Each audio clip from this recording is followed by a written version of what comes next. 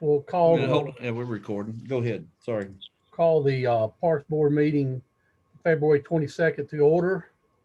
May I get Mr. White to do the Pledge of Allegiance for us, please?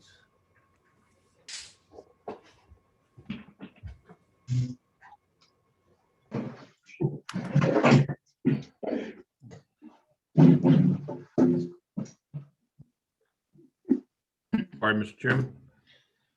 I pledge allegiance to the flag of the United States of America and to the republic for which it stands, one nation, under God, indivisible, with liberty and justice for all.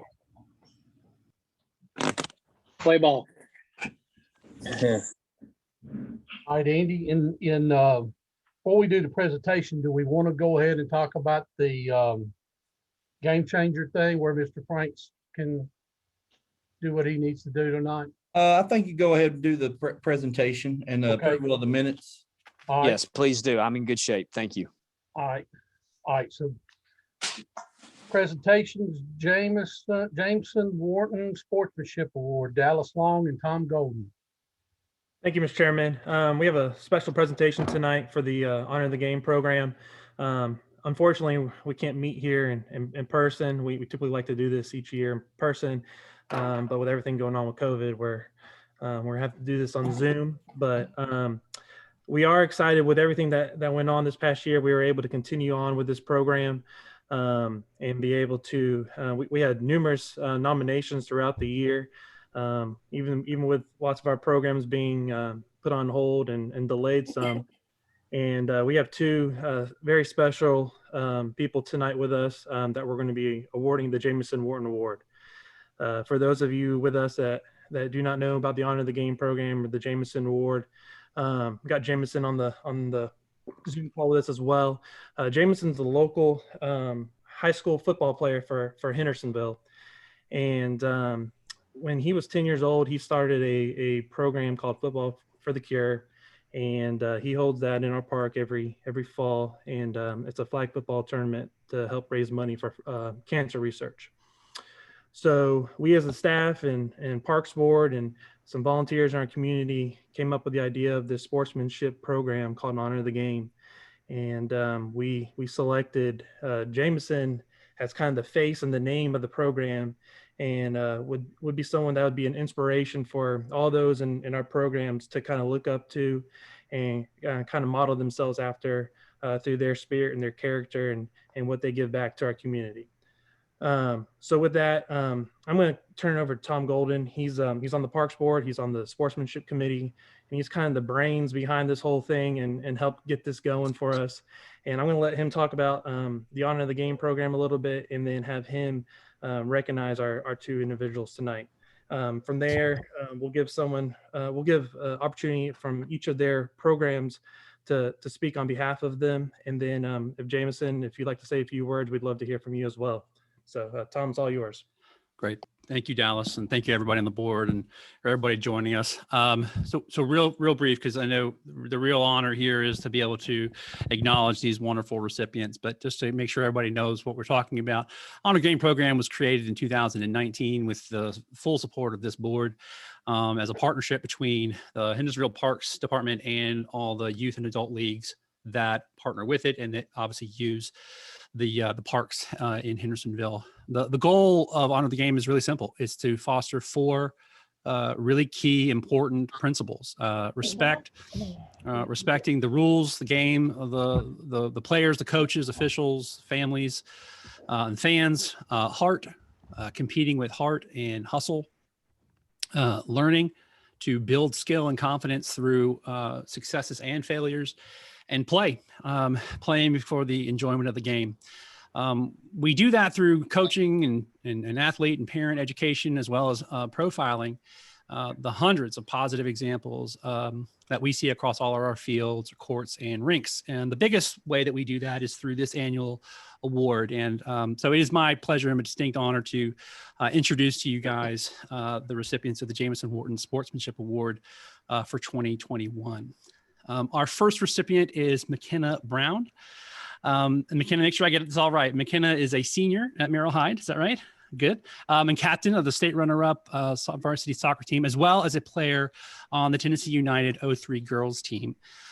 This fall, Mckenna set up a food drive with several of her teammates in Tennessee United for the Little Pantry That Could, which is an organization in Nashville that feeds over 250 families a day. In addition to McKenna's efforts, she collected food and money. The entire Tennessee United organization joined in and helped her in this really important time. So she organized club-wide drop-offs at various parks so that families could donate non-perishable items as well as donate to her for practices. And so as people would do that, she would collect those. So in total, McKenna gathered nearly 300 different food items and over $500 in just a couple of weeks. So there's really no doubt in my mind that McKenna embodies the positive spirit that we want our younger athletes to look up to and inspire. So if everybody could please join me in congratulating Mckenna Brown. Thank you. Thank you.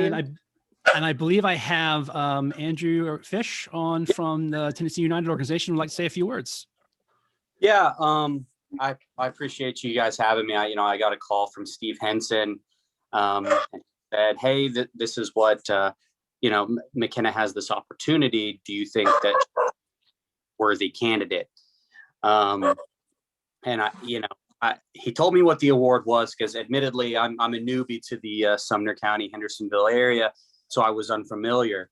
But then he explained to me what it was. And, after he explained that to me, there's not a single person, on my roster. Don't get me wrong. I've got 17 wonderful young women on my roster. But she stands out because, at the club, we talk about, our 3 pillars, which are character, quality, and unity. And, and those are self-explanatory, right? The character, like you said, she set up this food drive and she was relentless and, pushing it out there, not because she wanted any type of recognition or attaboy or any of that, but because she knew, that there was a need for it and a space where she could help. And, that's just high quality character there. As coaches, we have the opportunity to teach, to guide, to rank, to evaluate, to criticize, or to be critical of our players. And that's great. And that's our role. But when you get a player like McKenna, who, there's always two types of ways we can approach when we are being critical of our players. And that's can you kick them in the rear end to kind of get them going? And then there's the other side where you have to put an arm around them. And make no mistake, players need both, right? But when I approach McKenna, whether it's to kick her in the rear or to put my arm around her because that's what she needs, she always has the right attitude about it. It doesn't matter. She's always willing to take that criticism, whether it's good, bad, or indifferent. She's always willing to take that and to apply that going forward. So, I couldn't be happier to have a player like McKenna with me. She has this innate ability to keep going. Doesn't matter how tired she is, just a relentless effort, whether it's on the soccer field or in the classroom. Because I know that, Merrill Hyde, it's grueling on the academic side. And, it's great that we get to talk about, playing a game, but what type of individuals are we helping foster? I think McKenna embodies everything, you look for when you look for a scholar athlete, and when Steve called me, we were just talking about her and I just couldn't stop gushing over because she is really a great kid. And I finished the conversation. He asked me, he said, so yes, she's one that we would put up for this. I said, Coach, I have a 3-year-old son. I would leave my son in McKenna's care. No questions asked. She's just that type of kid who I trust fully. And, I hope that, my kid can grow up to have the same type of heart that she has. So, congratulations, Mac. your contributions to not only my team, but to your community. I mean, it's unparalleled. So I thank you. Thank you. McKenna, would you like to say a few words? Yeah, honestly, I don't want to take all the credit. I definitely didn't do it alone.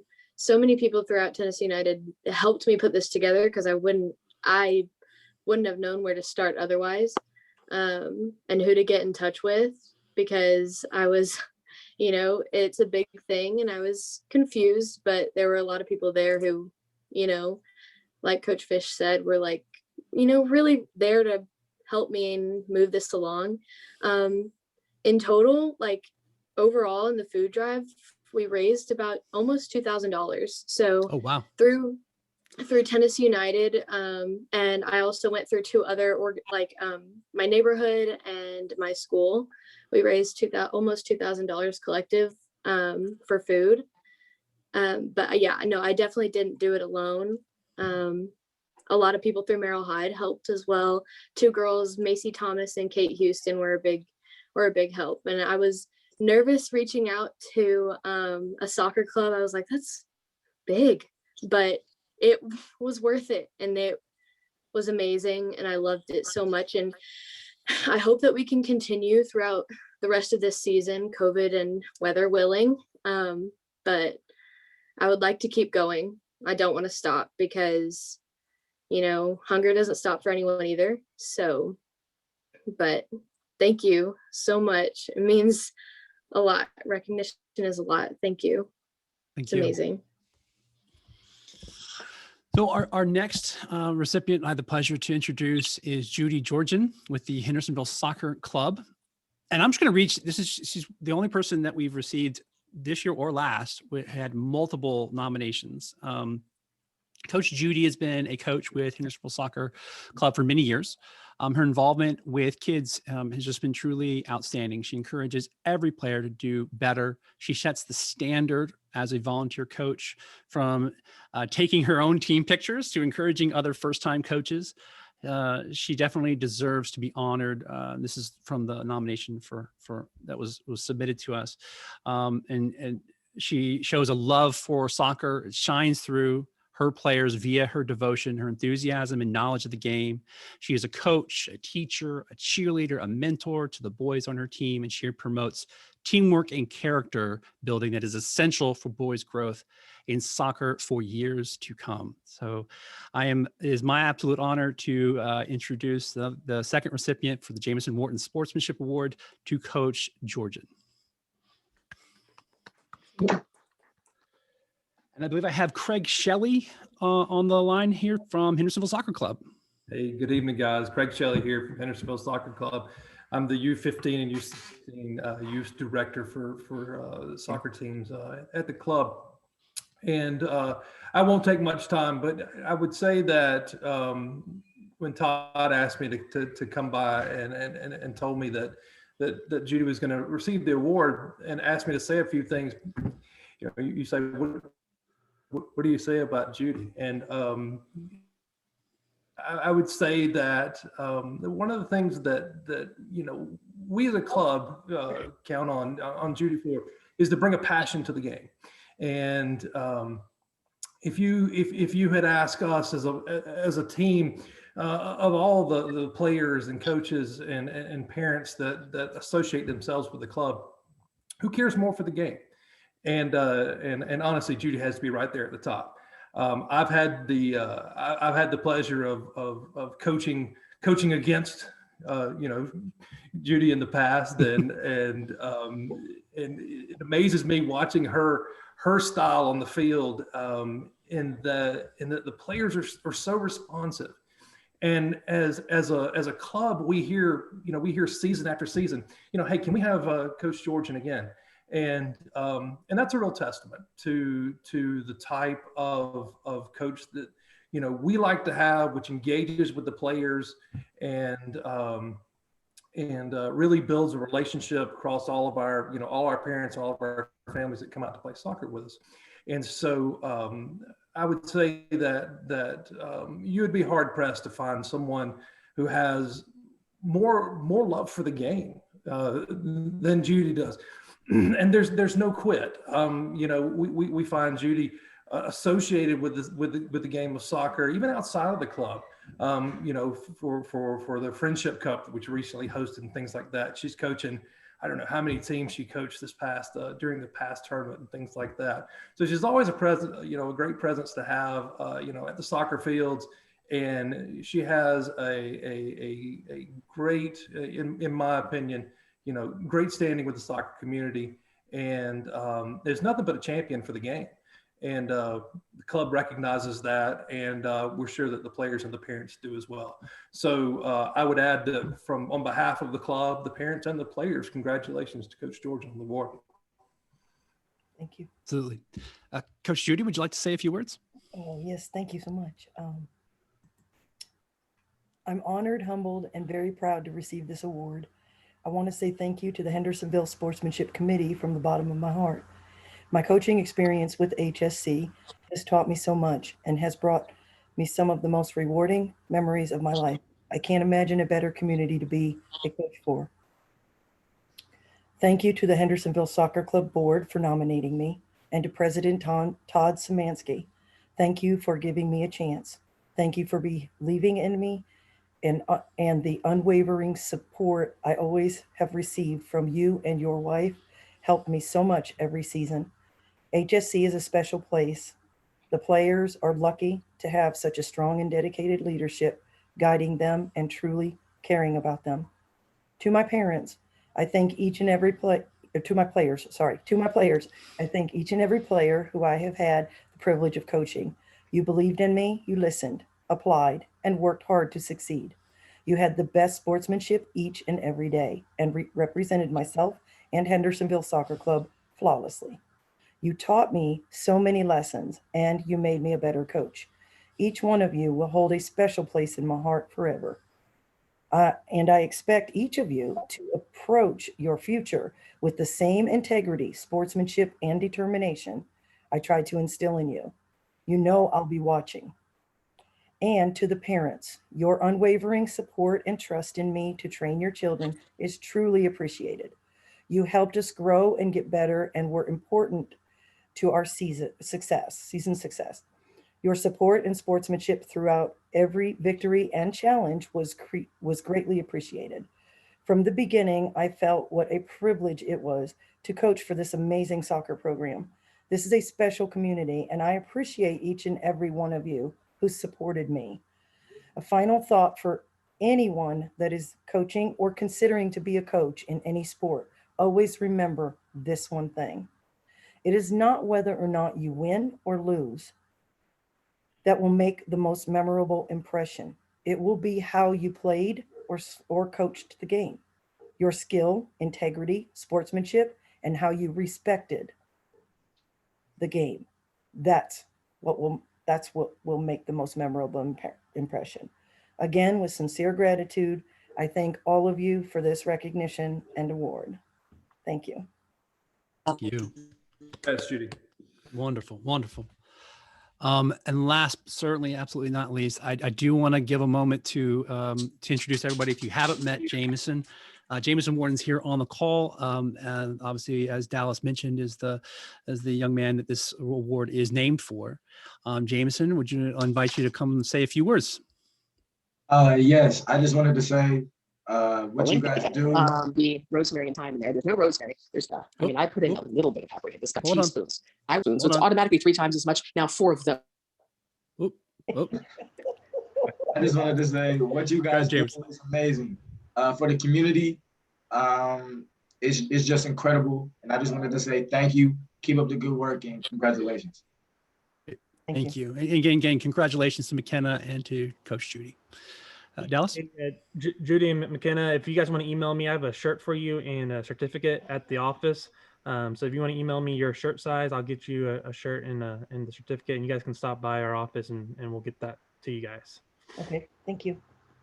Hey, Dallas, we also need to get a good picture of them to put for the newspaper for press release. Yes, if you guys want to send me a picture of each of you as well in that email, we'll get that in the newspaper as well, and we'll let you know when that goes out. And this is recorded, so if, it'll be posted on YouTube as well. So if you guys ever want a copy of this, I'll be sure to send you a link to it as well. Thank you. Thank you, Tom. I Thank you. appreciate it.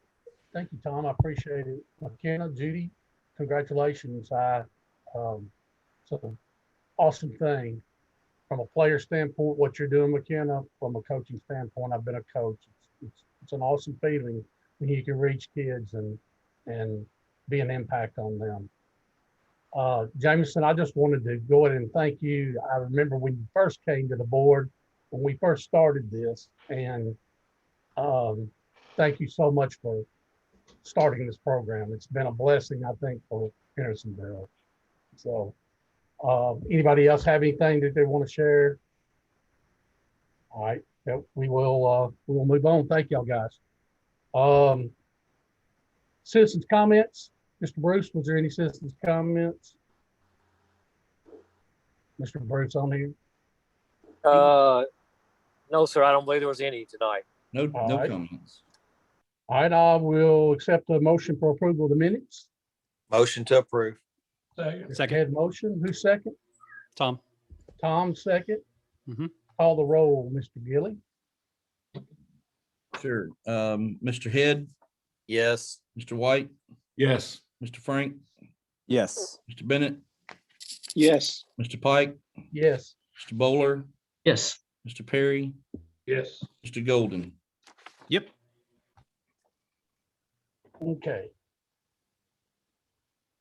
Do we want to go ahead, Andy, now and Mr. move Chairman, that up above old business? Are we good? what I think would be good, we got a lot of people that are calling in from all over the country actually tonight Yeah. and the state.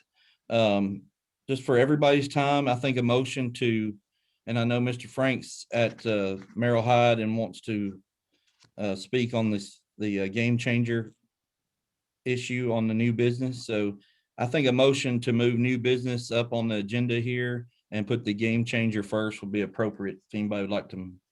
I'll make that motion. Second. I'll second it. Mr. Head motion, who was the first and seconded? Mr. White, Mr. White, all right, will you call the roll, Andy? Mr. Head, Yes. Mr. White, Yes. Mr. Frank, Yes. Mr. Bennett, Yes. Mr. Pike, Yes. Mr. Bowler, Yes. Mr. Perry, Yes. Mr. Golden. Yes. All right. We're gonna start off with the game changer soccer coach training. Do we need to have Todd? I guess Todd needs to come up and speak to this. Yep, Todd's on the call, but before he speaks, I'll tell you why this is on the agenda.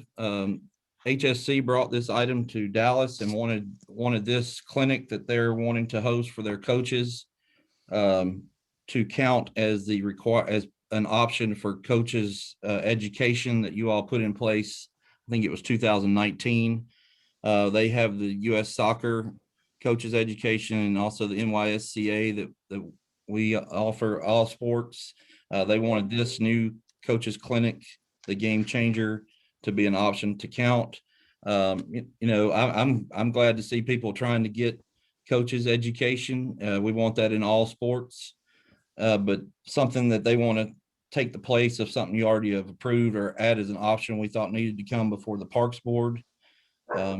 So that's why this is on the agenda. Now, if Todd wants to tell you what it is, and from there, I think I've done my part. Yeah, thank you, everyone. Basically, Darren, who runs this program, he's offered coaching classes for us in the past. I know last year, I think we used Lee Smith, I think last year. And then prior to that year, we used Darren. Darren also he runs what's called the VDOC. It's called the Virtual Director of Coaching, which is something our league has, which was through Tennessee State Soccer Association, which provides an avenue for all of our coaches to go to a digital platform to get all of their monthly or weekly practice schedules all done within a matter of 20 minutes, like the whole season, where it's age appropriate and stuff like that. So he'll be talking about that platform to these coaches. Like as of right now, we have I think 108 teams this season. We have about 18 coaches signed up for this. It was supposed to happen last Saturday. It's going to happen this Saturday due to weather. And this is just another avenue. It's similar, you know, if you look at the NYSA online, it's similar to that. This is just kind of an in-person thing for the coaches to be able to go to have some classroom time and to do some drills. And we're hosting at TW Hunter Middle School. All right. I'll open up the floor if anybody wants to ask questions to Todd. I have a question. This is Darren Frank. Hey, What Darren. does, hey there, what other avenues do your coaches have for coaches education currently? Well, we use the NYS. That's our other avenue for the ones who don't come to the in-person class where they pay the $20 online. This one also provides a certificate. This is just another avenue for them. Most of the time on these in-person ones, to be honest, we get more of the newer coaches who say maybe have not coached soccer before in the past, looking for different, more hands-on help that are just parents coming in where the kids just aged into a sport and they signed up. A couple of the coaches will be experienced, just looking to pick up something new. Like I'm sure Judy will be there because she already told me about that last week that she'll be there. That's just the type of coach she is. But as of right now, that's what we use, this in-person one, and then we use the NYSA online. Is there a reason why there's not a partnership with Tennessee United, who has offered coaches education free of charge for many years? Well, with that one, this was something more directed towards, we reached out to Darren for the VDOC side to help explain to the coaches on how to use that platform that we pay for. That's been pretty popular with our coaches. Well, other than that, this wasn't something reaching out to do this class because, I mean, Darren's doing this for free. We're not paying anything for this, but there wasn't anything that we're looking to pick a certain provider for this. We're just looking maybe to expand upon something that we already have in place with the VDOC. Has anybody else approached you to offer coaches education? Not that I'm aware of, no. This season, no. That I have a very, very warped understanding then of some of the things that have come about. So maybe my comments are for a different type of meeting.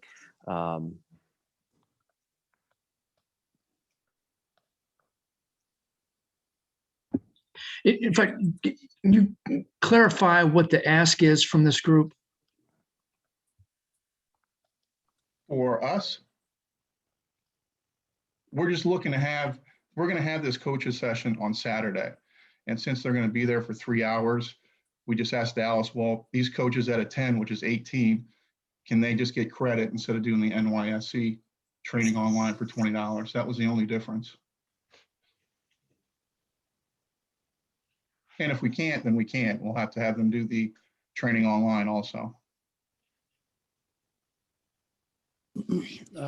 Andy or folks with part, in terms of the requirement, is there any requirement in terms of whether any of these trainings have to be sanctioned, or is there any type of requirements that we should be aware of? And please tell me if this is true, Todd, but this is a more of a local training program. This is not national. This is not sanctioned through any like U.S. Soccer Association or Tennessee Soccer Association, et cetera. Is that first, is that correct? Okay. And is there a requirement then that any of these trainings that are provided must be sanctioned by somebody? Those are the only type coaches education that we have recommended for approval in the past, from national certified organizations, state organizations. Dallas can probably speak to that a little better than I can. He's been kind of on the forefront of that, but U.S. Soccer, USA Baseball, USA Softball, NYSCA, those are all, nationally certified organizations that provide these type activities. So the reason we go with these nationally certified programs, I do also believe, is that there is a liability insurance policy that covers the coaches that get certified in these programs. So if these coaches were to participate in this non-certified program, then they wouldn't have the same benefits as all the rest of the coaches in the league. And then in addition, other programs could then start bringing other programs in that are not approved. So if they want to make an addition to this, where I don't have a problem where they get additional coaching, but I would think that they would still need to be required to complete the certified that is approved by the Parks Board already. You know, and that's fine. I mean, we already have coverage for the coaches through our association with Tennessee State Soccer. We just thought, since we're having this, we just asked Dallas if we could do this similar to what we did last season with Lee Smith, who wasn't affiliated really through anything, who did a class for us, and it was allowed last season, or might have been the season before. But, and that's fine. I just need to let these coaches know and be aware of it. Anybody else? But I understand he's recommended by Tennessee Soccer. What's the affiliation there? Yeah, he was a consultant with them. He's still a consultant technically right now. But last season, and I think the prior season of that, he was under their umbrella, officially being paid through their funding. But since last season with the COVID and everything, all that funding, they had to cut down on their budget on different things. But we're mainly just using him to help teach and show our coaches the virtual directing and coaching platform that we have. So I was just really trying to say, hey, if we could get also approval from the Parks Board, instead of having the coaches go ahead and pay the $20 for the online class, it's worth a shot to see if that's something you'll allow. I may be a little old school here, but why is there not an effort or an option for like ongoing year after year, season after season, or even within the season, in-person coaching for coaches' education? Yeah, I mean, that's definitely something we can look into, additional. But as of right now, we were just looking to find out if this is something that you guys would approve for it. But, you know, I think that's a great idea. But I have two questions. Well, first of all, I want to clarify too. I think it's great. We encourage everybody to bring in all the coaches' education you want, but in terms of what the actual requirements are for the Parks Board, I think that's where this issue lies. Do you all pay this fella for his video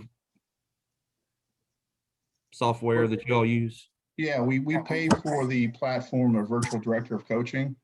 So this is kind of in addition to his virtual And this was platform. more for me saying, well, we're paying for this.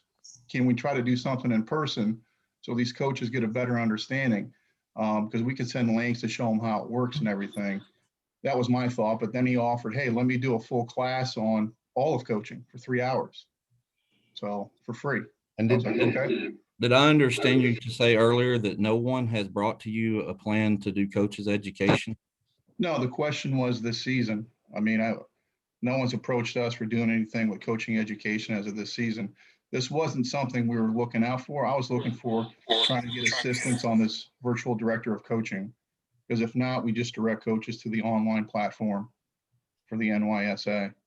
And what is his current certification? He has, let me get my glasses on. He's USD licensed. He's a FA licensed coach, a futsal licensed coach, speed, agility, quickness, advanced trainer, certified practitioner of neurolinguistics programming, movement specialist from Alexander Technique practitioner, master's in psychology, degree in sports science, sports scientist, researcher, professional scout, and an author. I had him send me over his bio, just so I was prepared. And so the question, Andy, the question before the board is whether this training would count towards that requirement, right? Not necessarily that Hendersonville Soccer Club can have this training, which clearly That's correct. They could. can have Right. that. They're allowed to do that no matter what. Very well. Very well. Does it satisfy the requirement or not? And it sounds like some of the other issues are for a bigger question overall at a different time. Yeah. Perhaps. Anybody else got any questions? Todd, I commit, I'm like Andy. I'm all for getting extra coaching. But my vote is I think you've got to do what the Parks Board has put in place in order for it to be, for the lack of a better term, legal. I think we have to protect ourselves and your coaches liability wise. Do we need to make a motion on this, Andy? Yes, sir, probably so. Okay. Yes. Well, I will entertain a motion to, I guess, how do we need to word this? Whether we, Well, the motion will be, do you approve or not approve? okay. I'll entertain a motion that we approve or not approve this.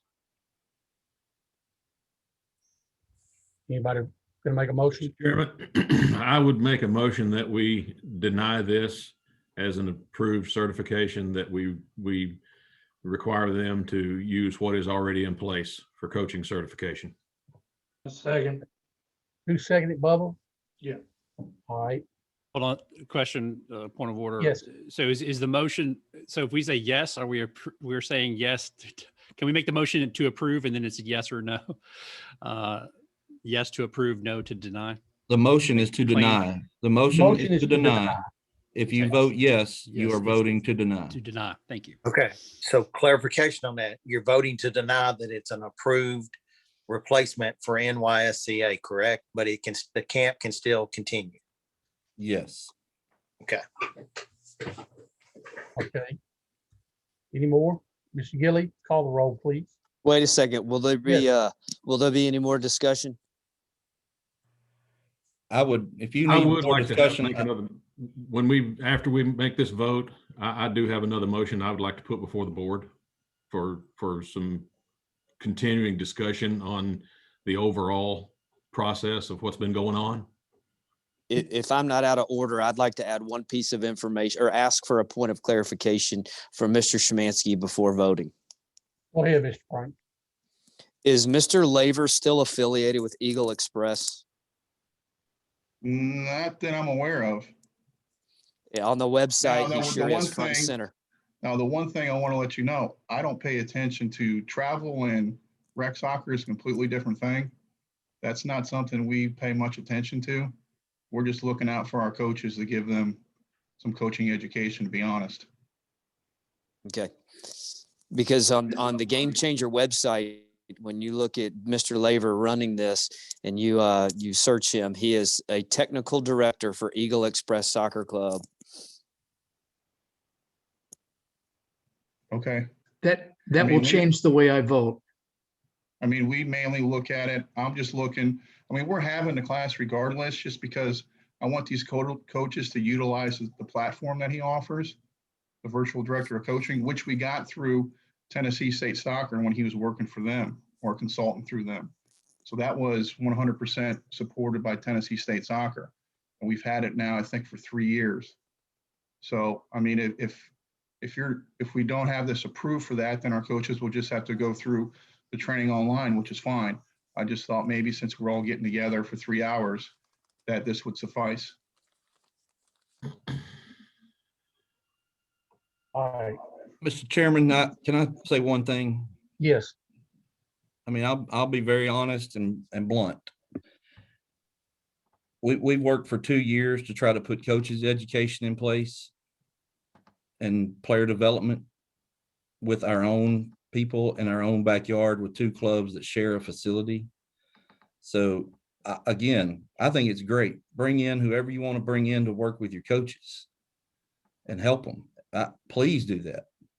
But surely you can understand how this looks like a direct slap in the face to the people who've been working to bring this type of activity here, to bring in a director of a competing club to work with coaches.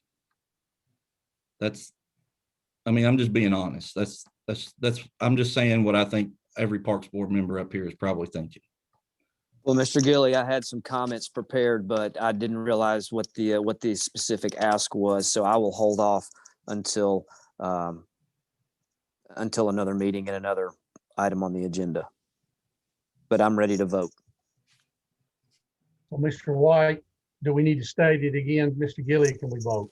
The motion is to deny this clinic as approved certification that satisfies the Parks Board's requirements for coaches' education. The clinic can still be held, people can still attend, and I hope they do. All right, call the roll, Mr. Gilly. Mr. Head, Yes. Mr. White, Yes. Mr. Frank, Yes to deny. Mr. Bennett, Yes. Mr. Pike, Yes. Mr. Bowler, Yes. Mr. Perry, Yes. Mr. Golden. Yes to deny. Okay, right. thank you for your time. All I, right. there's no Thank ill you, Todd. intention on it. All right, thank you, Todd. All right. Do you want to, Mr. White, are you wanting to do that at this time, or? Yes, Let's I move would through like here. to put something, I would like to throw something out there for discussion. Mr. Gilly touched on it. There's, like he said, we've tried for what seems like years to facilitate a cooperation between these two entities. So I would like to ask the park staff to set a meeting with the Hendersonville Soccer Club Board of Directors within the next 30 days and come back to the next Parks Board meeting with a recommendation of where we're going to go moving forward. If we're going to be able to work something out, or if we need to come up with a viable alternative to running our rec soccer program. All right. Say that again. You want the park staff to set up a meeting with the Hendersonville Soccer Club Board of Directors. Okay. To try to work through these. With our staff and the with your board, or staff. the Parks Board and the. With your staff. Okay. To try to come up with a solution to how we can facilitate these two clubs working together. We've tried that with Connect committees. We've tried it with, for a while now. And it just doesn't seem to be working. I'd like to, and I think this is maybe something we need to have in a room, everybody in the room together. And I would encourage all of us on the Parks Board, as many of us that can, to also be included in that meeting to try to see if we can't all come to an agreement of how this is going to work to ultimately take care of the kids that are in this program.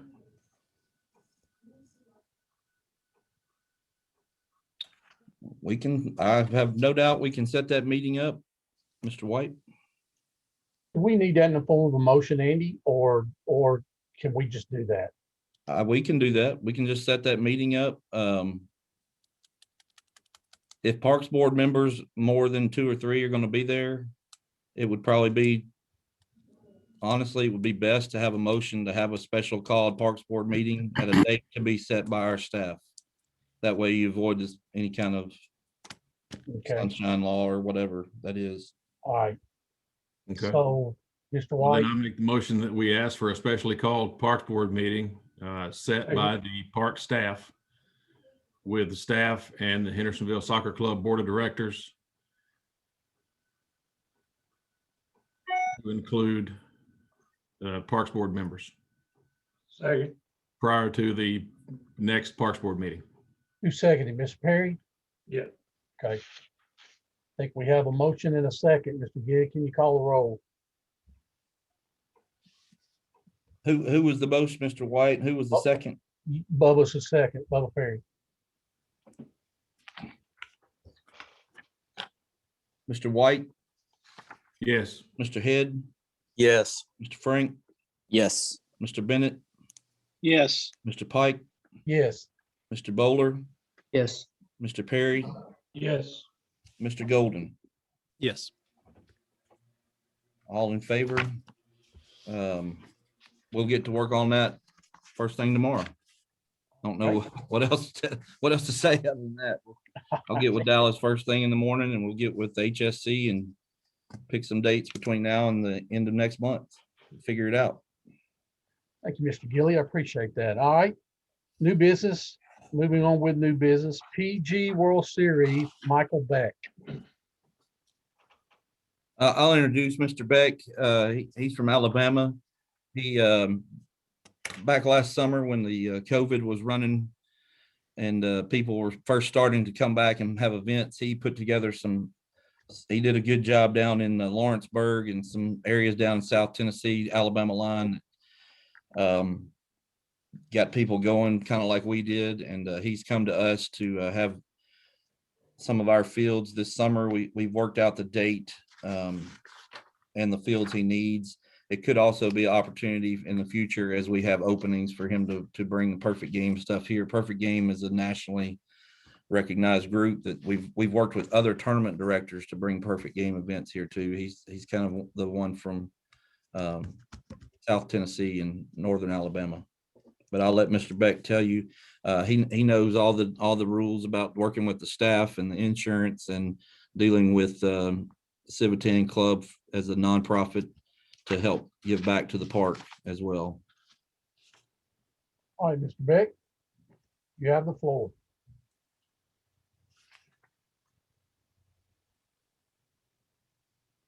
You're muted, Mr. Beck.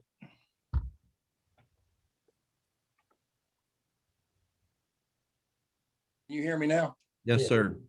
Okay, sorry about that. Hey, like he said, I'm with Perfect Game, and I was formerly with USSSA when all the COVID and everything hit. And it seems like a tidal wave has hit. Everybody's swapping to Perfect Game now, so we swapped over to get this World Series. And I don't know where it was at when I met with you, Andy, but we're at 265 teams, and I've had to cut off the 13 through the 18 because I've run out of fields again. But that being said, we started out in the Lawrenceburg, Loretta area.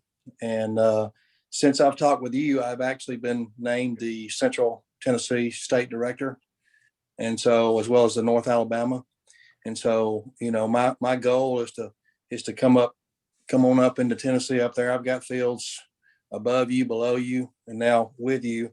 I can't remember the fall date that we discussed, Andy. I think it was October the 9th and 10th, maybe. Does that sound correct? I can't honestly. Yes, that's correct. That's correct. On your sheet. Yeah. Yeah. Whatever it is, I think we're going to put a fall World Series there as well. It seems to be, and I don't know this for sure, but it seems to be that people like to play Perfect Game.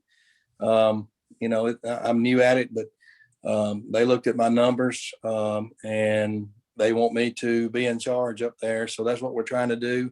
I think the World Series up there, we're going to use Wednesday, Thursday, and Friday in your park. And if something happens, hopefully Andy will let me know and we'll use them Saturday and Sunday as well. But we're looking forward to coming up there. I came up and visited and I love the park. But it's just something that has been a long time coming. And I think Hendersonville would be a great location with driving around the city there and the town and seeing, what all you have to offer. Seems like there's already a lot going on there. I don't need me to do anything more, but I think teams would love to come to Drake's Creek and play because that is a beautiful park. Andy, is there anything else I need to say or do? Or I don't think so. If they have any questions, they'll ask you of you. Okay. Is there any questions for Mr. Beck? Okay. Mr. Beck, what are the age ranges for the teams? 7U, actually 6U through 18U. Now, what'll be over there with y'all will be mostly 60, 90 for the World Series, but in the other dates, we'll list, like in the fall for the October 9 and 10, we'll list all age groups because you got so many fields over there. Gotcha. And how many teams would you anticipate? What is typical? Well, I think it would probably fill up. So probably over there, it would probably be about between 80 and 120 teams. somewhere in there, just according to how many we pile on there in a day. I think you've got 16 fields, Andy, is that correct? In the 2 parks put together, yes, sir. Yeah, I think we can do probably 8 teams on a field, 7 to 8 teams on a field. So whatever 7 to 8 or 8 is times 16, that's what you could probably expect. That'll probably be a Friday, Saturday, Sunday. I don't know if that's available, Andy. If it's not, we'll do Saturday, Sunday. I'm sure we'll have to figure that out. Yeah. Any other questions? What do you do for officials? Do you bring all of your own? Most of the time, yes, but I always need help. Like if y'all had officials there and wanted me to use them, we would we can discuss that. Sometimes it's hard to get these guys down here come up there. And when they do, I have to, pay for hotel rooms. We got some good ones. Yeah, I think we could put you in touch with somebody that can provide some officials. Obviously, with that size tournament, we wouldn't have enough to cover everything, but we might be able to help you out. Okay, well, that sounds really good. Anybody else have any questions for Mr. Beck? Yes. Ms. Beck, I kind of sounding off what Nathan said, I would encourage you to use some of our officials or as many as you can. It would help those guys out. So I guess we'll take a motion to Motion to approve. a motion to approve. Do I have a second? Second. Who's PA. that? Mr. Bowler. Got it. All right, Andy, call roll, please. Sir. On my roll sheet. Mr. Head. Yes. Mr. White. Yes. Mr. Frank had to drop off the call. Mr. Bennett. Yes. Mr. Pike. Yes. Mr. Bowler. Yes. Mr. Perry. Yes. Mr. Golden. Yes. Mr. Beck, welcome to Hendersonville. I appreciate it. Thank you so much. That's a huge impact for us. Well, I think it's going to be a good relationship. I hope. Thank you, Andy. Thank you, Michael. I guess I'm good to log off. Yes, sir. Thank you for your time. Okay, thanks for reminding me. Yes, sir. All right, moving on to the next one, MPA football camp, Buck Fitzgerald. Hello, thanks for having me. Buck, let me tell him why you're here. Mr. Fitzgerald came to us wanting to have a middle school tackle football camp. We've worked with him on a date, kind of tried to find 2 or 3 different things. Looks like we're going to have it in April. He's worked with the staff. I believe we're going to be able to have it at the rugby complex. And Mr. Fitzgerald has agreed to make a donation to the rugby program also as part of this operation here. So I think we're on to something good here probably. And he's got a long reputation of working with kids for a long, long time in the Middle Tennessee area and several from our area. So appreciate him coming to us. All right. Go ahead. All right, Mr. Fitzgerald, go ahead. Yes, sir. Thank you guys for having me. We would love to have a camp here in Hendersonville and Sumner County. Like Mr. Gilly said, we have a bunch of kids that we've worked with from Hendersonville area. A lot of those have gone on to do a lot of great things, and as well as productive citizens. And so we want to, but a lot of them have to travel to Rutherford County or Davidson County for camps and trainings and things like that. We think that the Hendersonville area is just, ripe and a lot of great young men and a lot of young men who take football seriously and take their future seriously and take, becoming good young men seriously. And so we want to have our camp that we normally have in Davidson County and at Vanderbilt in Sumner County, and hoping to have it there annually and really providing a presence on the football side, making sure we're training young men and giving them an avenue for exposure and learning. All right. Do we have any questions for Mr. Fitzgerald? Andy, are we good on insurance? I believe he's got, working with Andrea on that, provide that. Yes, sir. I believe I got the insurance and the COVID. Any more questions? All right, I'll entertain a motion. I'll make a motion to approve that. Mr. Perry makes a motion to approve it. Second. Who was that? Second. Jeremiah? Bennett. All right. Andy, did you get the first and second? Perry Bennett. Yeah. Call the roll. Mr. Hidd. Yes. Mr. White. Yes. Mr. Frank. No, he's not on. Mr. Bennett. Yes. Mr. Pike. Yes. Mr. Bowler. Yes. Mr. Perry. Yes. Mr. Golden. Yes. All right, Mr. Fitzgerald, it passes, and I thank you for the donation to the rugby team, the rugby program out there. It's getting started and surely will help them. And if you know Mr. Perry, then you have to be a good guy. So, You got thank any old man things that we can do during this thing up here, Buck? Or Just do like me, walk very slow, get out of the way. Bubba, you don't need to go out there and tackle anybody. Thank No, you. no, no. Appreciate you. Thank you. Mr. I Fitzgerald. appreciate it. Thank you. Next order of business, Bass Pro Shops U.S. Open National Fishing Tournament Championship. Mr. Chairman, Curtis Bragg is on with us from Bass Pro Shops. This is something I emailed you all about. And I appreciate this board allowing our staff to continue to have the flexibility to approve some things as they come up, because we continue to have a lot of things thrown at us on a daily basis that are something we need to make quick decisions on because of different reasons involving COVID and other issues. So I appreciate that.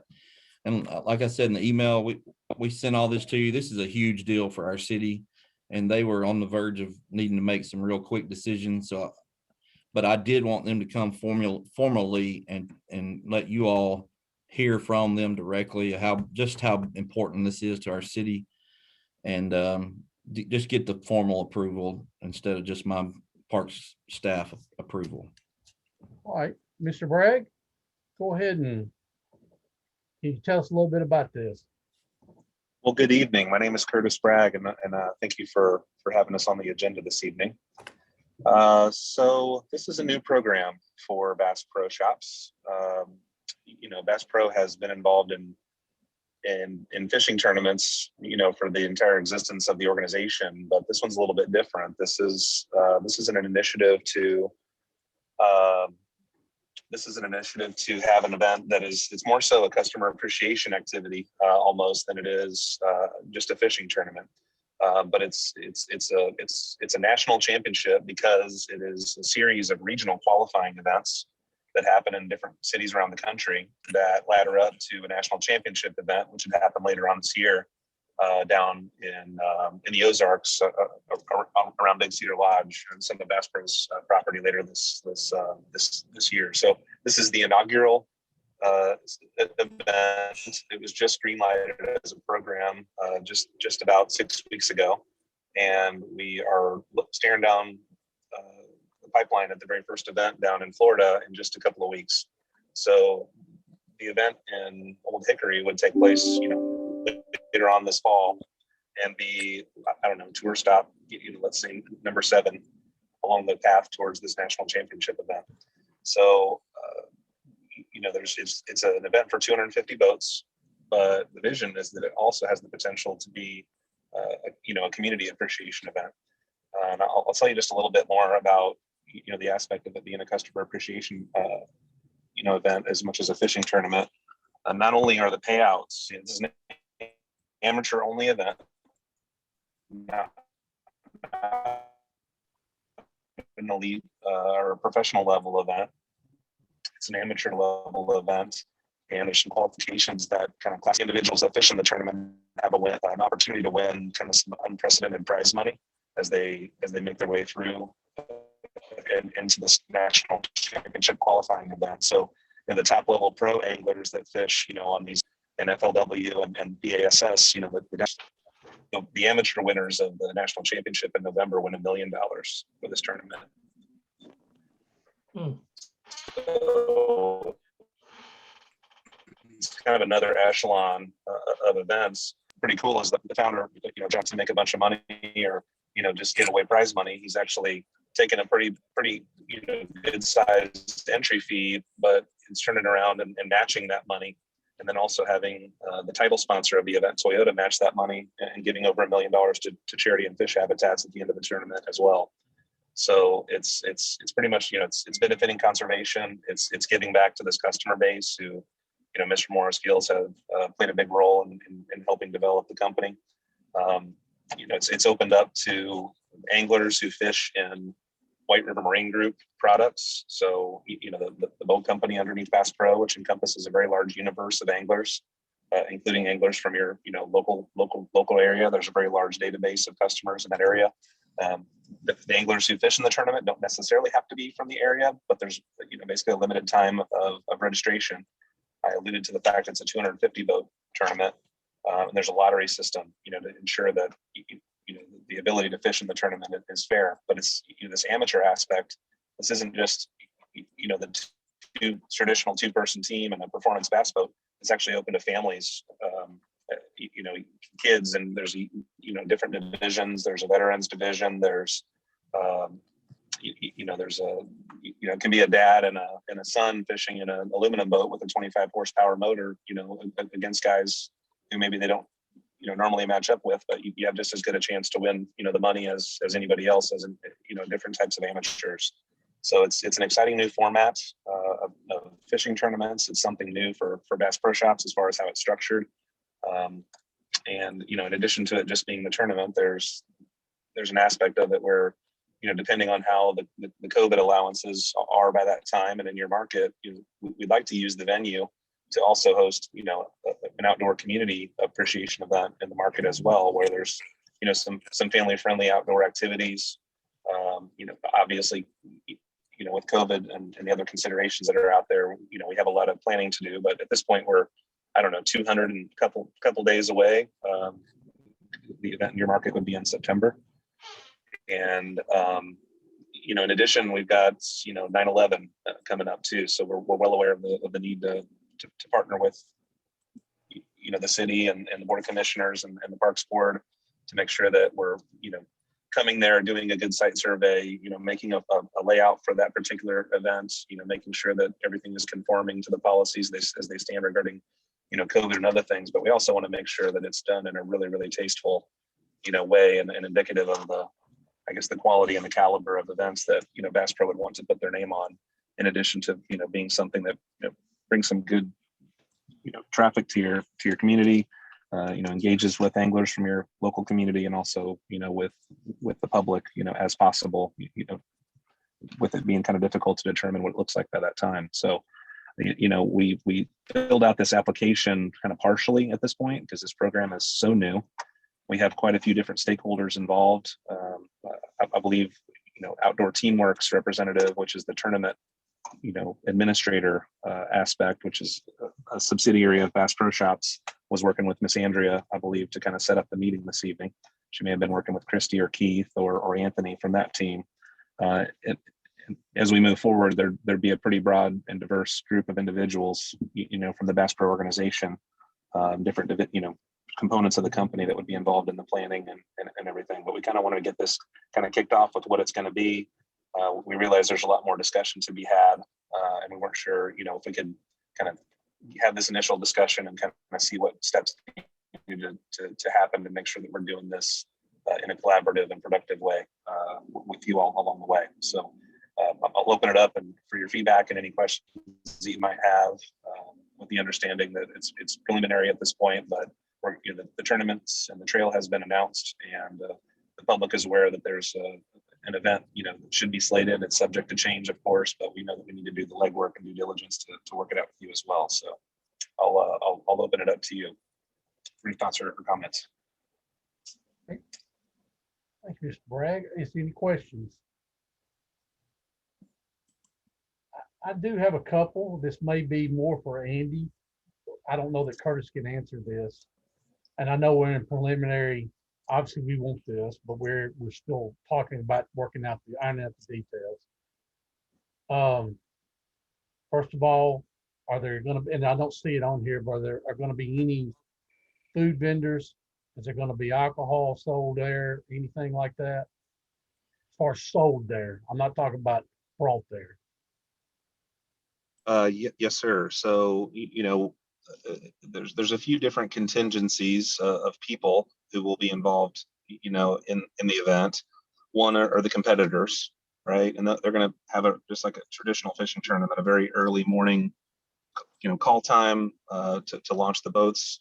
They'll be on the water for, I don't know, somewhere around 8 hours. And then obviously there'd be a weigh-in procedure to validate, the weight of the fish and done in a very, very rigorous way to ensure that, everything's fair and equitable. There's also going to be a large contingent of people who are affiliated with, Bass Pro Shops and partner companies such as Toyota. So, some VIP guests, people from, kind of those upper echelons of the fishing industry. Not to drop any names, but if you guys follow along with Bass Pro Shops, there's, quite a few kind of friends of the brand and friends of Mr. Morris that are typically affiliated with programs that they support.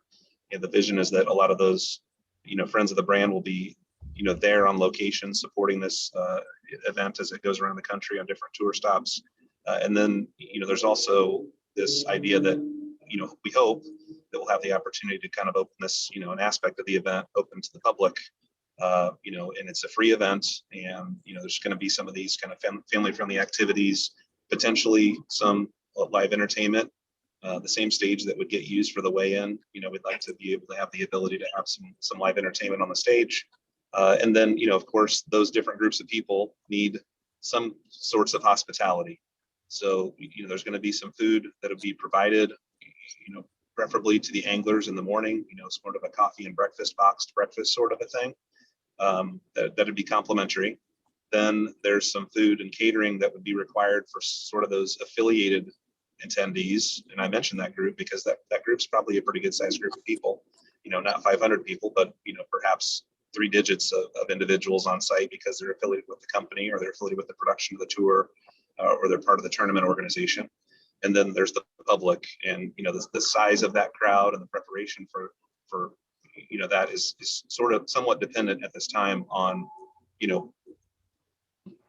COVID, right? And where we're at that point as far as, policies and how much further down the road we are. But we'd hope to have an event that could be open to the public. We would hope to have food vendors there that could, service an estimated quantity of people who may attend, the event. We'll have a track record by that time of having several other events in other markets to try to understand what that looks like when we make those announcements. We predict there might be some pent up demand, for people to attend events. As far as the alcohol question, I would say there's a likelihood that we would like to have the opportunity to have alcohol involved, but it's certainly not a top priority or a mandatory. So it's probably part of this ongoing planning that needs to be, done and discussed along the way. And Mr. Chairman, to add to that, we have talked to them about that. With some of the other staff with Pro Bass, they're aware of policies and procedures we have in place. If they do decide to have alcohol, we will make sure we bring the plan. Obviously, they have to go to the beer board to get a permit, and we'll also make sure that we get the site plan to you all for approval if they decide to do that. All right. My other question is traffic control. Obviously it's a boxed in area with a lot of people coming out of there anywhere between 5 o'clock and 8 o'clock at night. Depending on what you do after the tournament. Not that we have to make a decision about that right now, but I think that needs to be something that y'all talk amongst each other and work out. I don't know if we can have a full-time traffic control back there, kind of like we do at soccer or have done in the past, but I would certainly think you might need it back there.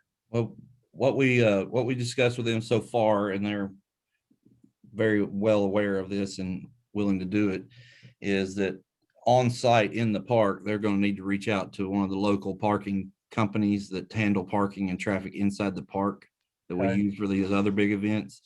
Outside the park, they're either going to have to hire off-duty HPD, or we're gonna have to work with HPD to work on Sanders Ferry Road and Gallatin Road, probably there at the enter and exit times. The only concern I have, and it's not I'm not really concerned about it, we will get it worked out, is that being, we got the 9/11 ceremony with the fire department that morning at Memorial Park. We got the Spencer Bristol Memorial softball tournament during the day at Drakes Creek, which is not a huge deal normally, but there will be a lot of our first responders that play in that. Yeah. So they won't, but a lot of them will be, that we still have to have a police force on staff and a fire department. So that they'll be open for business, and we'll get it worked out. Okay. Yeah, and I'm not at liberty to say exactly what it will look like, but I would like to allude to the idea that I believe the organization would like to support, the appreciation efforts towards first responders and the remembrance activities, related to 9/11, in a meaningful way. Certainly not taking for granted, at all, the importance of that date whatsoever. We have a precedence as an organization, for doing things kind of the right way as far as those ceremonies go. So if there's anything that we come along with along the way to find out how we could help support, an appropriate and proper celebration that we can all get behind, in the community, we want to be able to do those things too. And I'm sure that Mr. Morris will have some opinions about, what could potentially be done as gestures from Bass Pro to make sure that everybody's, I'm sorry. Are you still with me? Can you? Yes, sir. Did I lose you guys? Yeah, we're listening. Yes, We can hear you. Okay, I apologize. Yeah, I'm certain that we'll want to get behind supporting that remembrance activity in the community, seeing as how we're there and with presence, on that an important day. And Mr. Bragg, just to let you know that the Spencer Bristol Memorial softball tournament we're talking about is started last year. We had an officer die in the line of duty last right around New Year's of 2020, and this softball tournament that's being held the same day as your fishing tournament is held in his honor. So we'll definitely get with you guys on maybe some ways you can be involved in that. They'll be looking for some sponsors and things like that.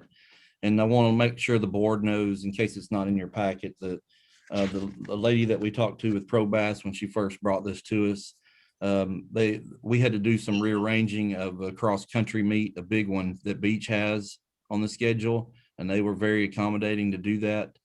Bass Pro has agreed to donate funds to them. They're the Beach cross country team, and also to the local high school fishing teams that utilize our different areas of the park. So kudos to them for offering that up also. There would also be an opportunity. The Officer Bristol tournament does have a silent auction to raise funds. Right. So there might be an opportunity there for some partnership with Bass Pro. Well, that's good. That's good to know, and we'll want to continue to fine tune, that overall plan as a component of this as we move forward. Well, I'd make a motion we approve this. Second. So we got Nathan made a motion, Jimmy had seconded.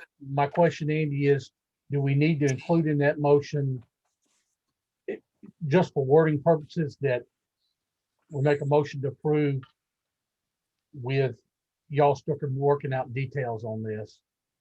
Sure. Okay. Nathan, can you kind of include that in your motion so we cover our bases? Sure. I make a motion that we approve with the continuing efforts between the Parks Department and Bass Pro to work out the logistics and the details of this. And if there is an alcohol opportunity, obviously that will come back before us for approval as well. And Mr. Head, you second that, right? Yes, sir. All right. Mr. Gilly, call the roll, please. Mr. Head? Yes. Mr. White? Yes. Mr. Frank? He's Not here. Mr. Bennett? Yes. Mr. Pike? Yes. Mr. Bowler? Yes. Mr. Perry? Yes. Mr. Golden? Yes. All approved. Thank you, Mr. Greg. Bragg, thank you. Thank you very much for bringing that to us. And thank you, staff and Andy, for recognizing that it's a great opportunity for city of Hendersonville. Thank you, Mr. Bragg. We thank you as well. We look forward to building a successful event together. Thank you so much. Thanks. Hopefully it'll continue. All right, so moving on, Middle Tennessee Elite Showcase, Lorenzo Walker. He, Mr. Walker texted Andrea. He had family issues come up and wasn't able to be on the call. So Okay. we will try to move him to next month. Okay, all right. All right, we've already done Isaac's Gospel Concert, Mr. Gilly. Thank you, Mr. Chairman. The Isaacs are a group that we approved to have a marker placed at Mary's Magical Place in Veterans Park, Southern Gospel group, legendary group, Hall of Fame group. They came to us and wanted to give back to the community and put on a free concert on Memorial Day at Veterans Park. So for a group of their stature to offer to come for free and perform, we wanted to make sure we work with them. I sent you all an email with a lot of details that we have at this point. We're still working on that. And my plan is to make this one of our, we've had 2 or 3. We're going to have more of the Hendersonville hometown jam type events. I think this helps us offer a little bit diversity in the music that we've had with that and provided to the community. And I believe we've got a good plan going forward. And I'll take any questions that you have. All right, any questions for Mr. Gilly? All right, no questions. I will entertain a motion. I'll make a motion, we approve this. Mr. Perry makes a Second. motion, and Mr. Perry made the motion to approve. Mr. Bennett seconded. Mr. Gilly, can you call Mr. the roll? Head? Yes. Mr. White? Yes. Mr. Frank? No, Mr. Bennett? Yes. Mr. Pike? Yes. Mr. Bowler? Yes. Mr. Perry? Yes. Mr. Golden? Yep. All right, passes. All right, let's move back up to old business. Mr. Gilly, park project updates. Real quick, just have a few. Still, the snow last week got us. We're still, Jeremy may have a better update than me. We're still waiting to get some further security cameras installed in some park areas. We're meeting tomorrow with Olympian Construction to start to work on a construction timeline for inline hockey relocation. Just to let you all know, we had some damage to our maintenance shop with the ice storm this past week. We're working with insurance on that. And there was also damage to the cart barn at Country Hills Golf Course. One of our fire departments had some building damage.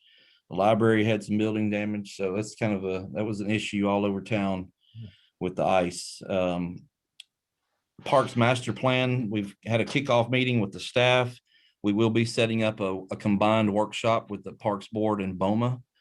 That'll be all of you all together, either in the main meeting room or on Zoom or a combination of both.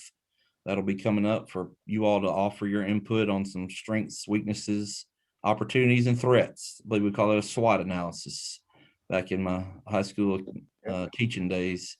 But that'll be coming up, and it's going to be a great thing to get that master plan done over the next year and kind of see where we're at and where the public wants us to go. So that's my update on park projects. Civic Group monthly financial reports, Mr. Gilly. This is something we talked about last month. We have kind of tweaked our sheet a little bit. You see on page 7 of your packet, made it a little more clear about what's coming and going, and so added some things about specific revenues and expenses that people might have. We've created an Excel document that will have a tab for each month to make it easy for the groups to just go in, plug these numbers in, and send it to us. We'll continue to have the half year and full year reports where the groups come on the meeting and discuss anything or if we have any questions. It's my hope that even once the governor's rules for allowing electronic meetings to end, that we will still be able to maybe have an opportunity for these groups to be able to appear via computer while we may be in the meeting room, so it's easier for people to be on the meeting. Mr. Bragg is a good example of that. A few minutes ago, he would have never been able to come in person, but to be able to have him on the video was good. But there's that sheet. If you all see anything that you'd like for me to add, change, edit, delete, I think we would need a motion to approve this and to have the group submit it monthly to us. Any questions? All right, I will entertain a motion. Mr. Gilly has provided for us to approve this with the different groups of turning this in every month. Do I hear a motion? I make a motion, approve it. Perry, a motion. Mr. Perry made the motion to approve it. Do I hear a second? I make the second, and I have one question. In our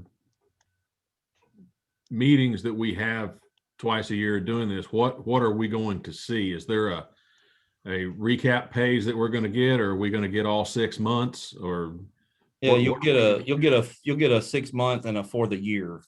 Okay. So total for the year. All right. So Mr. Perry made the motion and Mr. White seconded it. And I've got a comment before we vote. Okay, Mr. Bold. I'm a little concerned that we are micromanaging the groups, and I don't think micromanaging is our place. However, having said that, I'm going to defer to staff's experience on this, and I'm not going to fight you. Well, I would comment that, obviously these reports are not going to be, for lack of better words, 100% accurate because of the ebb and flow of the monthly transactions. But I don't think this would be so much micromanaging it as just having an open book, because I think it's a good idea that if anybody comes up to the city hall and says, well, what's going on in this group or this group or this group, you got it right there in front of you. Yeah, I mean, I think the groups have, I don't want to micromanage either because I don't need anything else to do. But at the end of the day, these people are operating now hundreds of thousands of dollar businesses in our park. I mean, it's a business. I mean, people are not necessarily on their staff. Their volunteer boards always getting paid, but it's a business. I mean, I'll relate it back to a restaurant. Every week in a restaurant, we managers run restaurants for us, and they have to turn in a weekly sheet every week. This is my numbers. This is my inventory. This is what I did. This is what I put in the safe to go to the bank, pay the bills. This is what my labor was. I mean, to me, it equates no different than doing a weekly end or a month end of numbers in a restaurant. I believe this is just a benefit to the staff in not having to pour through 6 months of numbers all at once. It's just a progression as you move along. It'll to me, I think it's going to get to be something where it's just a quick review and move on, so that there's not all of these questions at the end or poring over it for hours, which I know they've done in the past. And it's just having the information there more readily available, like Jimmy was saying, and to be able to review it piece at a time rather than a large chunk that's going to eat up a lot of time. Well said, Mr. White and Mr. Head.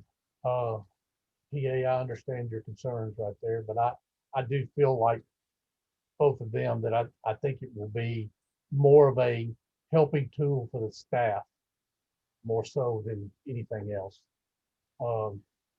Can I make a comment or suggestion? Sure, In the motion, notate if you're going to approve this, notate when this needs to begin, whether that's next month's Parks Board meeting or at a later date.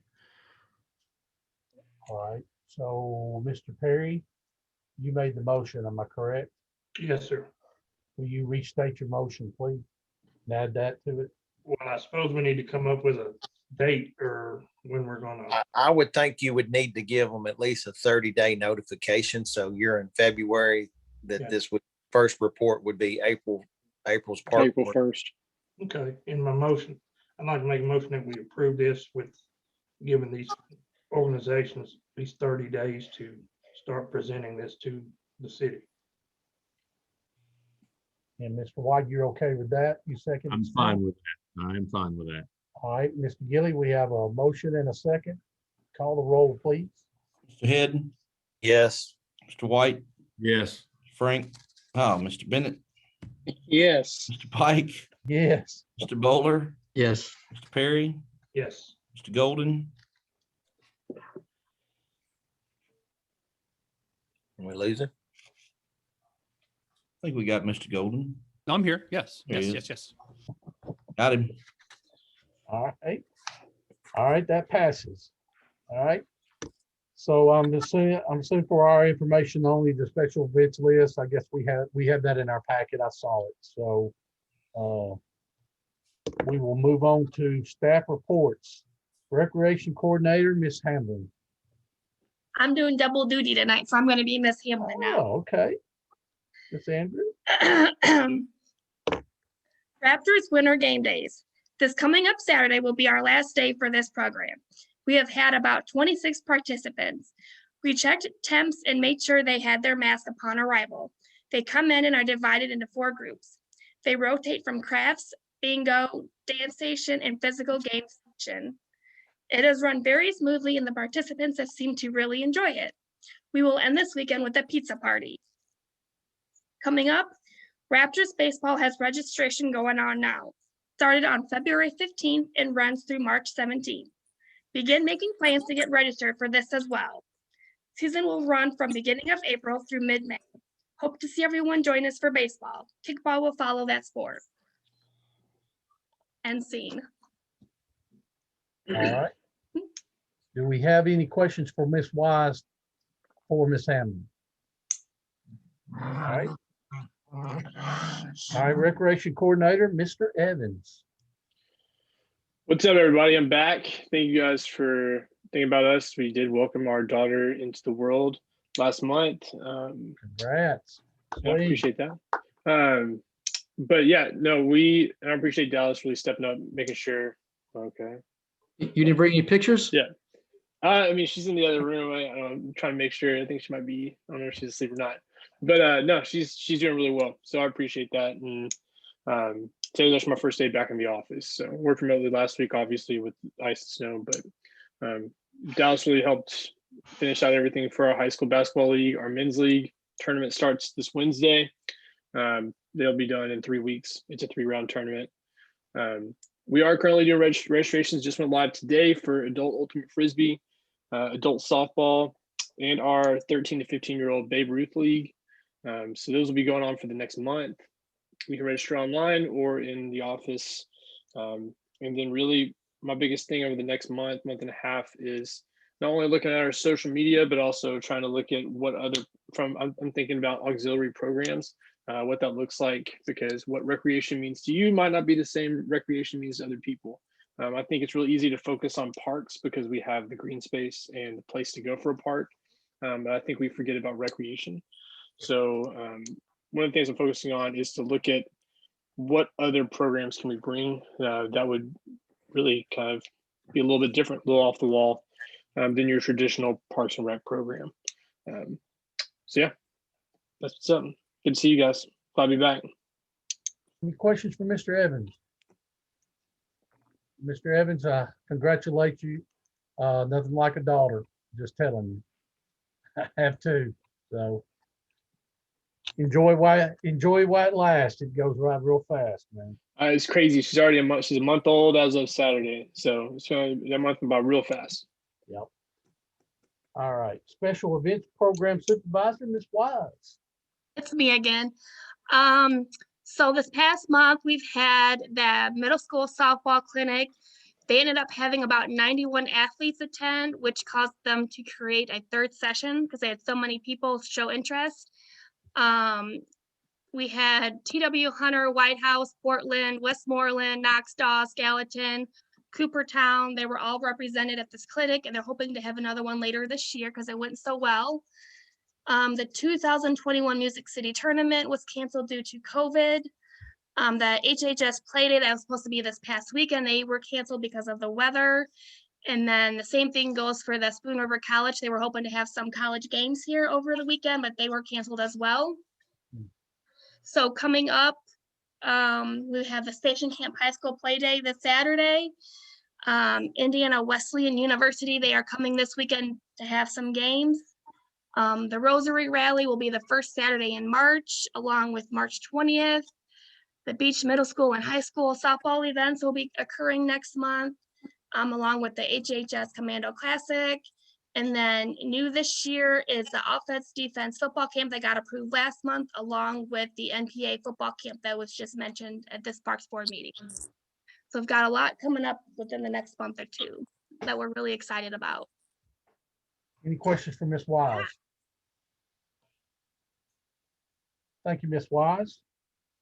Appreciate all you do. No problem. All right. Assistant Maintenance Supervisor, Jeremy Gannett. Good evening, everyone. As Andy touched on a few things about the weather last week, we kind of lost a week there, but that's okay. We were doing good on keep it up and finishing our winter list. We've got a couple of restrooms down at Saunders Fair. We got some floors left to paint down there, and I think that'll put a closure to painting projects indoor for the winter. We've got a lot accomplished this year. Proud of the guys for getting that done. Andy mentioned the camera systems. We've got 2 new camera systems going in, one at Drakes Creek Park, one at Volunteer. We had some in-house work that we needed to do, running some electric and putting some GFI outlets in some places. We started on that week before last. I know Trevor's going to work on that later this week. So hopefully we'll get everything done on our end, and maybe next week, the camera company will get in there and do their part of that. Andy touched on the weather. We were pretty lucky. We had pretty minimal issues at the park. We didn't have any frozen pipes. Typically, if we have 3, 4, 5 days of freezing temperatures like that, it's pretty common for us to have that. So it was nice not to have that issue this go around with the weather. It's pretty much everything I got. If anybody's got any questions, I'll stay here for a second. Any questions for Jeremy?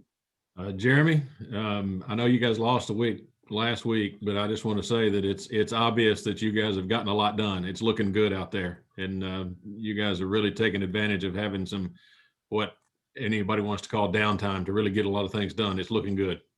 Thank you. I appreciate that. Any more questions, comments for Jeremy? Thank you, Jeremy. As See you guys. always, you and your maintenance guys do a great job, man. Appreciate it, sir. Assistant Director Dallas Long. Thank you, Chairman. A lot of snow out and rain outs past couple of weeks, but flag football and rec soccer have moved their evaluation dates to this Wednesday and Thursday, and then their practices will begin next Monday, and then games will begin for both leagues the week after spring break. Tennessee United was scheduled to start practice last week, so we're still trying to get them on the field. Their first day of games should be next weekend, March 6th. Lacrosse has been practicing for about a month now, and then their first games will be March 6th as well. And then rugby has been practicing for a month as well, and they'll be starting some point in March for games. So that's all that's going on with those leagues. Thanks. Thank you, Mr. Long. Any questions for Mr. Long? Thank you, Mr. Long. Appreciate it. All right. Assistant Director Keith Bruce. Thank you, Mr. Chairman. Just a couple of notes. First of all, for basketball, as you know, we had a snow out last weekend, so we had to make up about 100 games from last Saturday and Sunday. Civic's done a good job with all that and have helped them scheduling. And as of right now, excuse me, the tournament starts tonight and they go through through Sunday, with a few finals Saturday night and the rest of the finals on Sunday. So I'm surprised we've made it the whole year with minimum reschedules, but we're good to go and hope we finish up on Sunday. The Fast Pitch Middle School League, they're 0 for 3. They had 2 snow outs last week and 1 tonight. So Still working with them, trying to get them started and doing makeup games. Doesn't look too promising for the rest of the week. So we will try to get those guys, those ladies rescheduled. Civic baseball, they've started practicing. 10 leagues have been scheduled practicing. Got a lot of rain outs and snow outs. The open league, the middle school league, and the rec league. The other thing is hockey evaluations. They're going to try to go tomorrow night, weather permitting, and then start practicing for basically the first part of March. And then the senior men talked to Roy, and they are looking at doing some practicing in March, and then they usually start games the very first part of April. So, Bubba, get ready. Get your. I saw you had your bat out on Facebook. You'll be ready to go. Yes, sir. Thank I you, think Mr. I think we're there. Hey, Andy, can I add one thing? If the chairman will let you. Yes, go ahead, Jerry. Go ahead, Jerry. Hey, that just triggered something when Keith said that the company that does our work on the inline hockey play surface will be on site tomorrow, making some repairs to get them ready. I wanted to mention that they'll be there. So that's a good thing. They were going to do it last week, but of course with the weather, they got put off. So we were kind of running it down to the latest part of the timeline. So they had to have a sunny, warm day to do it. It makes that tile more pliable and you're able to work with it. So I think tomorrow's going to be perfect. Just wanted to add that. Thank you, Jeremy. Thank you, Mr. Bruce. Appreciate that. Sir. Appreciate that heads up on Bubba. Bubba, let us know when. I'm sure we'll all come out and support you when you Carry start me swinging. off the field is what you'll need to do. Thank you, Keith. Parks Director, Mr. Gilly. Thank you, sir. One thing we kind of skipped over, and I sent you all a discipline report. If you need any information on that, let me know. But I'll set it in the email I sent to you. The basketball leagues, adult, high school, and the youth league have gone way better than last year in terms of discipline this year. Hopefully we can keep getting better on that. Keith and Dallas both mentioned it, but I want to give credit to them and Andrea and the Civitan folks that they really worked hard last week to get everything rescheduled and to get things lined up to finish out the basketball season. It was a really tremendous job. And ironically, had we not had the COVID, we probably would not have had the ability to be working from home like we do with our schedules and computers and accessing files and things. So that was, I guess, somewhat of a blessing in disguise, but they've done a tremendous job. And then the maintenance guys, like everybody always says, they have, if our park wasn't in such great shape and like the fields were in such good shape to begin with, a storm like we had with snow and ice would have set us back like 3 weeks. But at this point, we got a potential probably to even get on them this week at some point, maybe. So thank you to them for everything. Just to let the public know, Veterans Park will be open tomorrow. We had to leave it closed today to make sure that there was no ice and things in the playgrounds and sidewalks, because we knew if we opened that it would be packed over there with school out, and there was still some good chances for people to slip and fall in different places. We'll be working on our budget over the next month. So if you all as the Parks Board have anything that you think you'd like to see, any projects, any areas you think where we might could improve budget wise, just shoot that over to me and we'll talk about it and see what we could do to get that. And then I think Andrea mentioned it, but we've got over the next couple of weekends, we have potential to have some college baseball being played at the park. We've got a team from Indiana Wesleyan coming in this weekend. They'll be using about 30 hotel rooms and bringing 2 out-of-town teams with all their parents and players. And that's kind of a good little added bonus just for having a turf field, I guess. So that's about all I got. We all need a nap at this point, I think.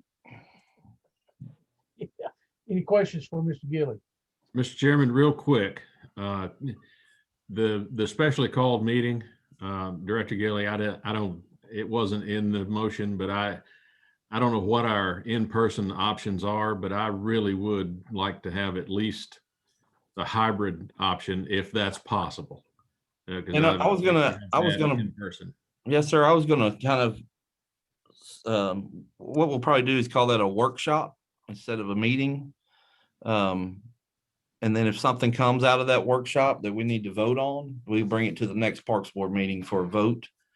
That way we don't have to worry about having the room set up to record and people being falling in. And then whoever can come. And if we want to, the main meeting room at City Hall right now is set up for 26 people, I think. It's got partitions between where people would sit on the board, and the chairs are spaced out. So I feel confident that we could get our Parks Board members that want to attend and our staff that needs to be there and the HSC folks in that room. Good. Thank you. And Thank you, Nathan, for adding that. the only other question I had is can you refresh my memory on how long we set the term up for you guys to approve events and things that are coming in? I can't remember the date, and I just want to make sure if we need to extend that, I want to make sure we're doing that, because that's been wonderful that you guys have been able to do that. Now, I don't remember when we set that up. I don't remember how far we extended it. I believe it was March. Yeah. Nathan, would you like to make a motion to extend that some more? Yeah. I mean, at this point, it's worked great. I don't see any reason to stop it. I mean, I would make a motion that we extend it at least through June 30th. All right. I'll second that. Who seconded? Mr. Head. Mr. Head. All right. Mr. Gilly, did you get that motion? Yeah, I'm going to say extend the ability of staff to approve events. Yeah. Nathan made the motion. Mr. Head seconded. I just think it's been it's been a great thing, and it's worked very well. And I don't want to hinder you guys at all. And I mean, I don't want to hinder the city of missing out on something. All right, Mr. Gilly, you call the roll. Mr. Franks isn't here.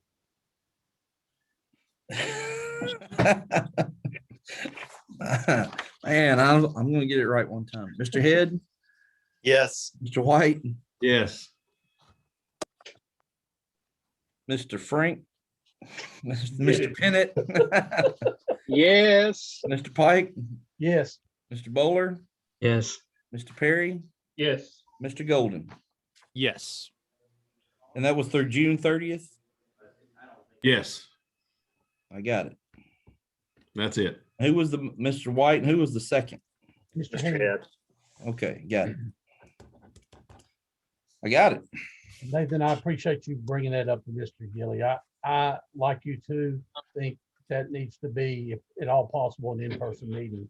And I also would like to add, I want more than just one person coming from the soccer people. I mean, I want some board members there. It needs to be somebody that actually makes decisions, not somebody to go back and tell them what we're trying to talk about. We'll get to work on that first thing in the morning. All right. Thank you, Mr. Gilly. Thank you, Mr. White. Round table. Mr. White. I'm good. Mr. Golden. Yeah, real fast. Just wanted to thank the whole board for their support for Honor the Game. Just thought tonight was fantastic with the people that we were recognizing, and thank Dallas and the whole team for their continued work on this important program.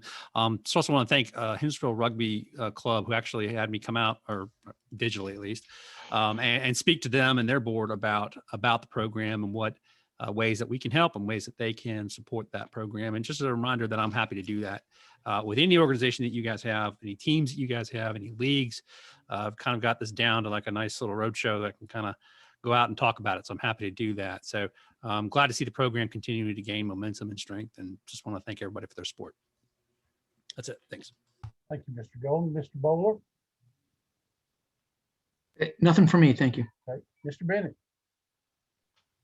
Real quick, just looking down the list, we got a lot of great events coming in, and it's not just one segment. We've got everything from the fishing to football to baseball. So we've got a whole slew of things for our city to enjoy. And I want to commend the Parks Department for getting those lined up and getting those tournaments out here. Great job, guys. Thank you. Mr. Perry? I don't have anything, but Mr. Bennett's got a real nice hat on. Just want to make it aware. It is a nice hat. Thank you all. Appreciate every one of you. All right, Mr. Head? Just a question on internet in the concession stand at baseball. Do we know what the status of that is? Because it went out at the end of last year and it couldn't be fixed until the tower was put in, and now the tower's in and there's still no internet access. It's still flashing red lights. Huh. That's a good question. We'll get to work on answering that in the morning. I'm not sure.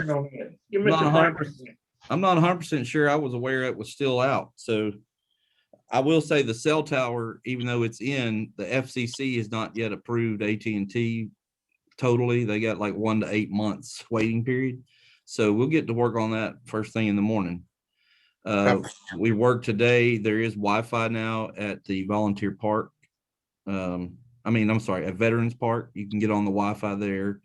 We're working on getting the volunteer park Wi-Fi going. Should have that going prior to the season over there, so you'll be able to use debit cards and things. But we'll get to work on that first thing in the morning. Thanks, sir. Hey, Jimmy, just jump on the Wendy's Wi-Fi. It's free over there. It'll be fine. It's a little too far. Thank you. I just want to say a couple of things. As always, thank you to the staff. Thank you to Jeremy's staff down there. Like Andy said, a lot of these things wouldn't be happening if we didn't have the staff we have. So I want to thank y'all. And Mr. Golden, I want to thank you for taking the lead in that project of the sponsorship award. And Jamison is a really special kid to bring that and start that whole thing. And I appreciate you stepping up and really taking that and leading that right there. I think it's a very important thing. So, and I guess that's all for me. I'll accept a motion to retire tonight. A motion. Mr. Perry made a motion. Can I have a second? Second. Who was that? Mr. White? Yep. I think we're done, Mr. Gilly. Call the roll. I'll call the roll. Mr. Head? Yes. Mr. White? Yes. Mr. Bennett? Yes. Mr. Pike? Yes. Mr. Bowler? Yes. Mr. Perry? Yes. Mr. Golden? Yes. And I did not say Mr. Frank. Mr. Bennett. Mr. Bennett. Yes. Go fish. Go fish. Mr. Bowler, you want me to share the information that we talked about earlier? Yes, please. Okay. I want to thank our IT director, Mary Beth, for being on here. And Mary Beth, there's some things I need to share with the Parks Board, not live, that weren't on the agenda, but if you could leave us on the Zoom for a minute, that'd be great. Give me 1 second to stop the recording. Thank you.